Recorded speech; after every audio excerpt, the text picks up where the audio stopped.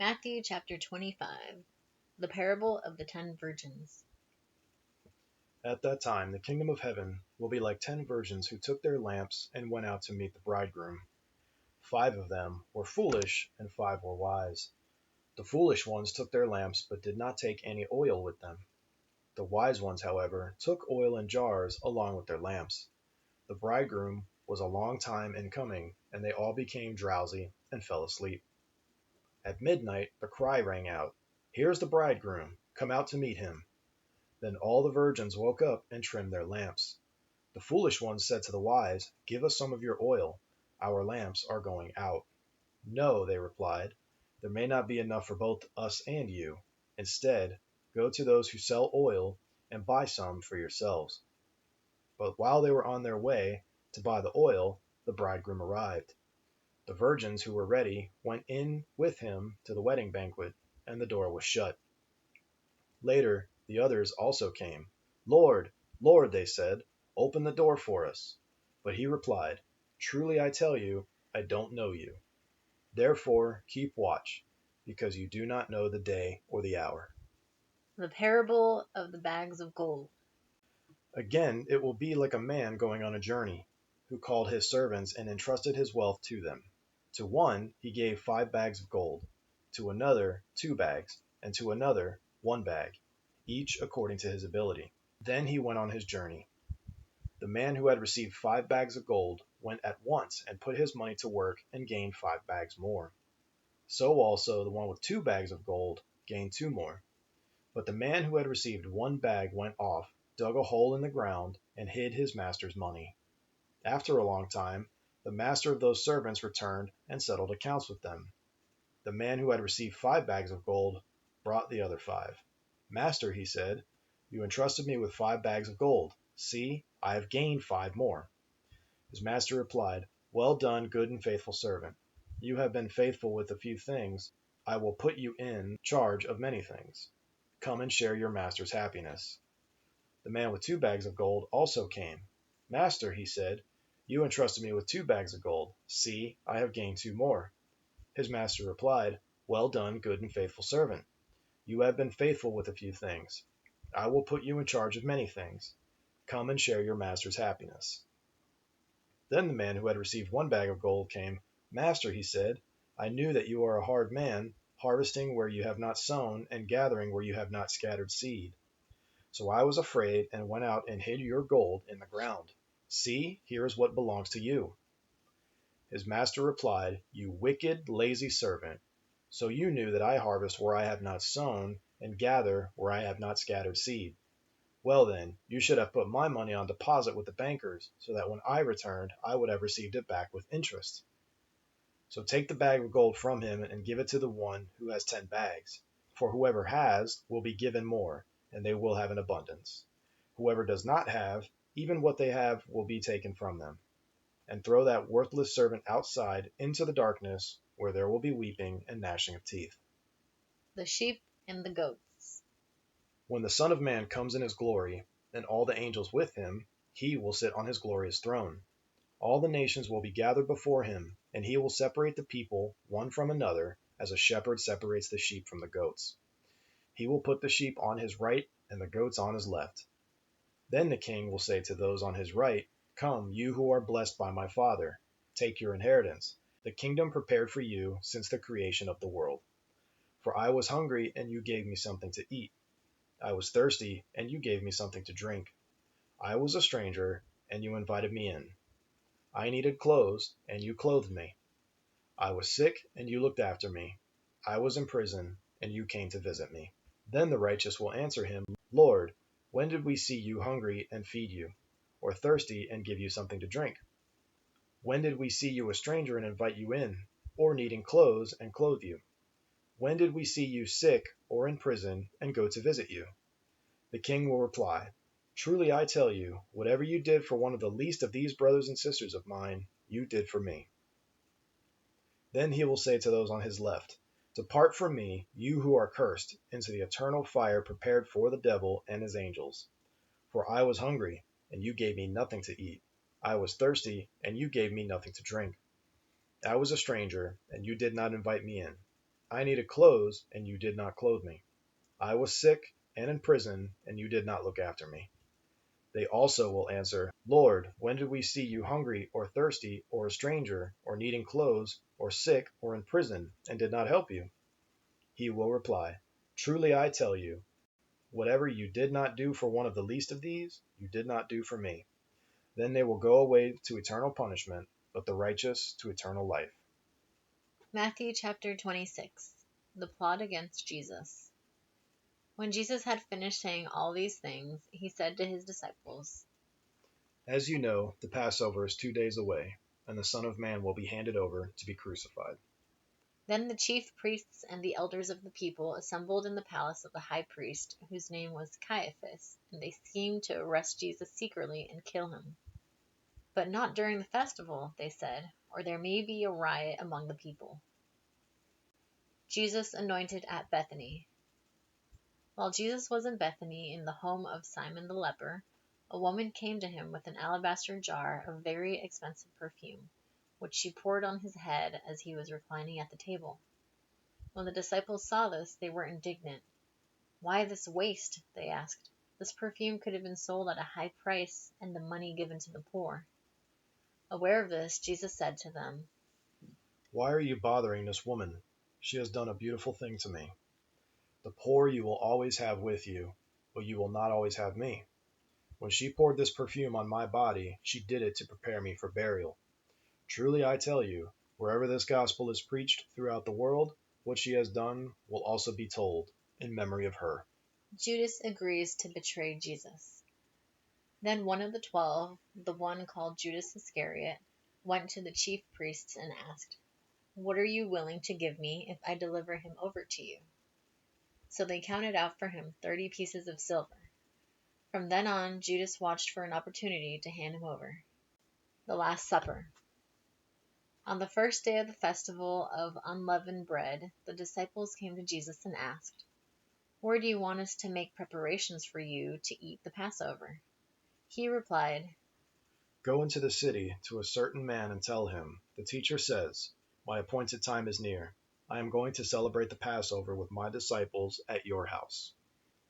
So the disciples did as Jesus had directed them and prepared the Passover.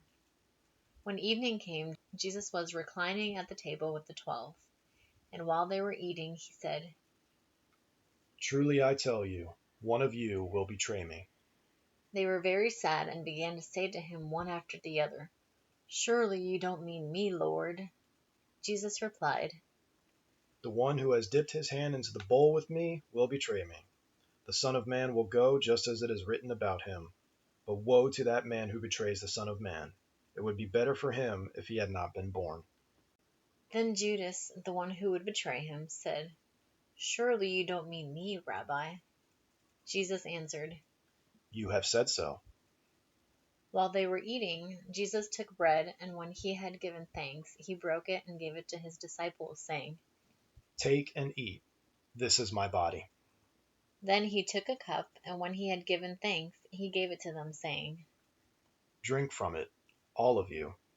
This is my blood of the covenant, which is poured out for many for the forgiveness of sins. I tell you, I will not drink from this fruit of the vine from now on until that day when I drink it new with you in my Father's kingdom. When they had sung a hymn, they went out to the Mount of Olives. Jesus predicts Peter's denial. Then Jesus told them, This very night you will all fall away on account of me, for it is written, I will strike the shepherd, and the sheep of the flock will be scattered. But after I have risen, I will go ahead of you into Galilee. Peter replied, Even if all fall away on account of you, I never will. Truly I tell you, Jesus answered, this very night, before the rooster crows, you will disown me 3 times. But Peter declared, Even if I have to die with you, I will never disown you. And all the disciples said the same. Gethsemane. Then Jesus went with his disciples to a place called Gethsemane, and he said to them, Sit here while I go over there and pray. He took Peter and the 2 sons of Zebedee along with him, and he began to be sorrowful and troubled. Then he said to them, My soul is overwhelmed with sorrow to the point of death. Stay here and keep watch with me. Going a little farther, he fell with his face to the ground and prayed. My Father, if it is possible, may this cup be taken from me, yet not as I will, but as you will. Then he returned to his disciples and found them sleeping. Couldn't you men keep watch with me for 1 hour? He asked Peter. Watch and pray so that you will not fall into temptation. The spirit is willing, but the flesh is weak. He went away a second time and prayed. My Father, if it is not possible for this cup to be taken away unless I drink it, may your will be done. When he came back, he again found them sleeping, because their eyes were heavy. So he left them and went away once more and prayed the third time, saying the same thing. Then he returned to the disciples and said to them, Are you still sleeping and resting? Look, the hour has come, and the Son of Man is delivered into the hands of sinners. Rise, let us go. Here comes my betrayer. Jesus arrested. While he was still speaking, Judas, one of the 12, arrived. With him was a large crowd armed with swords and clubs, sent from the chief priests and the elders of the people. Now the betrayer had arranged a signal with them. The one I kissed is the man. Arrest him. Going out once to Jesus, Judas said, Greetings, Rabbi, and kissed him. Jesus replied. Do what you came for, friend. Then the men stepped forward, seized Jesus, and arrested him. With that, one of Jesus' companions reached for his sword, drew it out, and struck the servant of the high priest, cutting off his ear. Put your sword back in its place. Jesus said to him, For all who draw the sword will die by the sword. Do you think I cannot call on my Father, and he will at once put at my disposal more than 12 legions of angels? But how then would the scriptures be fulfilled that say it must happen in this way? In that hour Jesus said to the crowd, Am I leading a rebellion that you have come out with swords and clubs to capture me? Every day I sat in the temple courts teaching, and you did not arrest me. But this has all taken place that the writings of the prophets might be fulfilled. Then all the disciples deserted him and fled. Jesus before the Sanhedrin. Those who had arrested Jesus took him to Caiaphas the high priest, where the teachers of the law and the elders had assembled. But Peter followed him at a distance, right up to the courtyard of the high priest. He entered and sat down with the guards to see the outcome. The chief priests and the whole Sanhedrin were looking for false evidence against Jesus so they could put him to death. But they did not find any, though many false witnesses came forward. Finally, two came forward and declared, This fellow said, I am able to destroy the temple of God and rebuild it in 3 days. Then the high priest stood up and said to Jesus, Are you not going to answer? What is this testimony that these men are bringing against you? But Jesus remained silent. The high priest said to him, I charge you under oath by the living God. Tell us if you are the Messiah, the Son of God. You have said so. Jesus replied. But I say to all of you, from now on you will see the Son of Man sitting at the right hand of the Mighty One and coming on the clouds of heaven. Then the high priest tore his clothes and said, He has spoken blasphemy. Why do we need any more witnesses? Look, now you have heard the blasphemy. What do you think? He is worthy of death, they answered. Then they spit in his face and struck him with their fists. Others slapped him and said, Prophesy to us, Messiah. Who hit you? Peter disowns Jesus. Now Peter was sitting out in the courtyard, and a servant girl came to him. You also were with Jesus of Galilee, she said. But he denied it before them all. I don't know what you're talking about, he said. Then he went out to the gateway, where another servant girl saw him and said to the people there, This fellow was with Jesus of Nazareth. He denied it again with an oath. I don't know the man. After a little while, those standing there went up to Peter and said, Surely you are one of them. Your accent gives you away. Then he began to call down curses, and he swore to them, I don't know the man. Immediately a rooster crowed. Then Peter remembered the word Jesus had spoken. Before the rooster crows, you will disown me 3 times. And he went outside and wept bitterly. Matthew chapter 27. Judas hangs himself. Early in the morning, all the chief priests and the elders of the people made their plans how to have Jesus executed. So they bound him, led him away, and handed him over to Pilate the governor. When Judas, who had betrayed him, saw that Jesus was condemned, he was seized with remorse and returned the 30 pieces of silver to the chief priests and the elders. "I have sinned," he said, "for I have betrayed innocent blood." "What is that to us?" they replied. "That's your responsibility." So Judas threw the money into the temple and left. Then he went away and hanged himself. The chief priests picked up the coins and said, "It is against the law to put this into the treasury, since it is blood money." So they decided to use the money to buy the potter's field as a burial place for foreigners. That is why it has been called the Field of Blood to this day. Then what was spoken by Jeremiah the prophet was fulfilled. They took the 30 pieces of silver, the price set on him by the people of Israel, and they used them to buy the potter's field, as the Lord commanded me. Jesus before Pilate. Meanwhile Jesus stood before the governor, and the governor asked him, "Are you the king of the Jews?" "You have said so." Jesus replied. When he was accused by the chief priests and the elders, he gave no answer. Then Pilate asked him, "Don't you hear the testimony they are bringing against you?" But Jesus made no reply, not even to a single charge, to the great amazement of the governor. Now it was the governor's custom at the festival to release a prisoner chosen by the crowd. At that time they had a well-known prisoner whose name was Jesus Barabbas. So when the crowd had gathered, Pilate asked them, "Which one do you want me to release to you, Jesus Barabbas, or Jesus who is called the Messiah?" For he knew it was out of self-interest that they handed Jesus over to him. While Pilate was sitting on the judge's seat, his wife sent him this message: "Don't have anything to do with that innocent man, for I have suffered a great deal today in a dream because of him."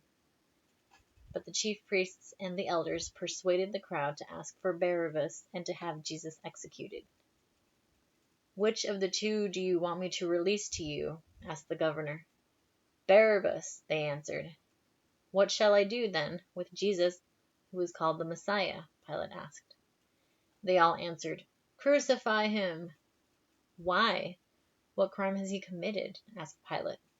But they shouted all the louder, "Crucify him!" When Pilate saw that he was getting nowhere, but that instead an uproar was starting, he took water and washed his hands in front of the crowd. "I am innocent of this man's blood," he said. "It is your responsibility." All the people answered, "His blood is on us and on our children." Then he released Barabbas to them.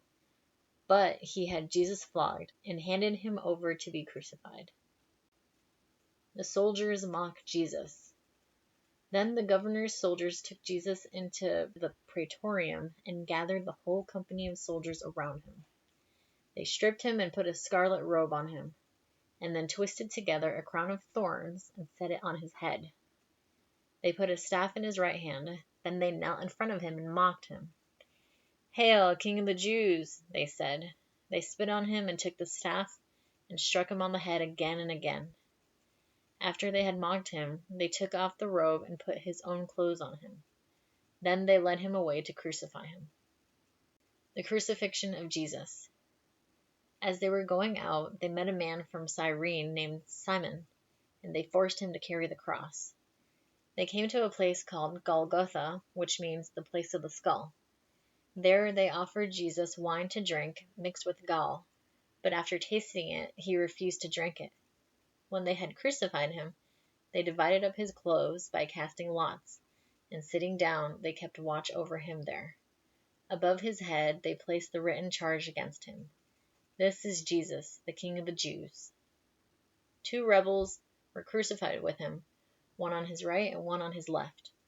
Those who passed by hurled insults at him, shaking their heads and saying, "You who are going to destroy the temple and build it in 3 days, save yourself.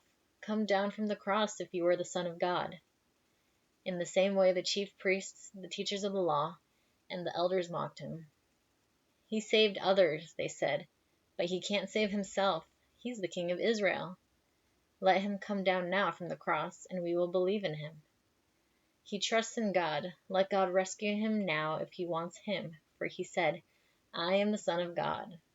In the same way, the rebels who were crucified with him also heaped insults on him. The death of Jesus.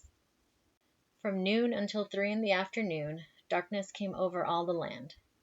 About 3 in the afternoon, Jesus cried out in a loud voice, Eli, Eli, lama sabachthani. which means, My God, why have you forsaken me? when some of those standing there heard this, they said, "He's calling Elijah."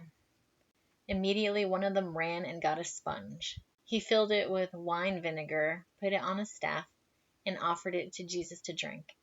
The rest said, "Now leave him alone. Let's see if Elijah comes to save him." And when Jesus had cried out again in a loud voice, he gave up his spirit. At that moment, the curtain of the temple was torn in two from top to bottom. The earth shook, the rocks split, and the tombs broke open. The bodies of many holy people who had died were raised to life. They came out of the tombs after Jesus' resurrection and went into the holy city and appeared to many people. When the centurion and those with him who were guarding Jesus saw the earthquake and all that had happened, they were terrified and exclaimed, "Surely he was the Son of God." Many women were there watching from a distance. They had followed Jesus from Galilee to care for his needs. Among them were Mary Magdalene, Mary the mother of James and Joseph, and the mother of Zebedee's sons. The burial of Jesus. As evening approached, there came a rich man from Arimathea named Joseph, who had himself become a disciple of Jesus. Going to Pilate, he asked for Jesus' body, and Pilate ordered that it be given to him. Joseph took the body, wrapped it in a clean linen cloth, and placed it in his own new tomb that he had cut out of the rock. He rolled a big stone in front of the entrance to the tomb and went away. Mary Magdalene and the other Mary were sitting there opposite the tomb. The guard at the tomb. The next day, the one after Preparation Day, the chief priests and the Pharisees went to Pilate. "Sir," they said, "we remember that while he was still alive, that deceiver said, 'After 3 days I will rise again.' So give the order for the tomb to be made secure until the 3rd day. Otherwise, his disciples may come and steal the body and tell the people that he has been raised from the dead. This last deception will be worse than the first." "Take a guard," Pilate answered. "Go, make the tomb as secure as you know how." So they went and made the tomb secure by putting a seal on the stone and posting the guard. Matthew chapter 28. Jesus has risen. After the Sabbath, at dawn on the first day of the week, Mary Magdalene and the other Mary went to look at the tomb. There was a violent earthquake, for an angel of the Lord came down from heaven, and going to the tomb, rolled back the stone and sat on it. His appearance was like lightning, and his clothes were white as snow. The guards were so afraid of him that they shook and became like dead men. The angel said to the woman, "Do not be afraid, for I know that you were looking for Jesus, who was crucified. He is not here. He has risen just as he said. Come and see the place where he lay. Then go quickly and tell his disciples, 'He has risen from the dead and is going ahead of you into Galilee. There you will see him. Now I have told you.'" So the woman hurried away from the tomb, afraid, yet filled with joy, and ran to tell his disciples. Suddenly Jesus met them. "Greetings," he said. They came to him, clasped his feet, and worshipped him. Then Jesus said to them, "Do not be afraid. Go and tell my brothers to go to Galilee. There they will see me." The guards report. While the women were on their way, some of the guards went into the city and reported to the chief priests everything that had happened. When the chief priests had met with the elders and devised a plan, they gave the soldiers a large sum of money, telling them, "You are to say his disciples came during the night and stole him away while we were asleep. If this report gets to the governor, we will satisfy him and keep you out of trouble." So the soldiers took the money and did as they were instructed, and the story has been widely circulated among the Jews to this very day. The Great Commission. Then the 11 disciples went to Galilee, to the mountain where Jesus had told them to go. When they saw him, they worshipped him, but some doubted. Then Jesus came to them and said, All authority in heaven and on earth has been given to me.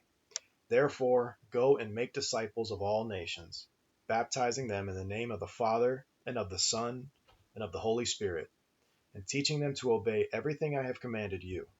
And surely I am with you always to the very end of the age.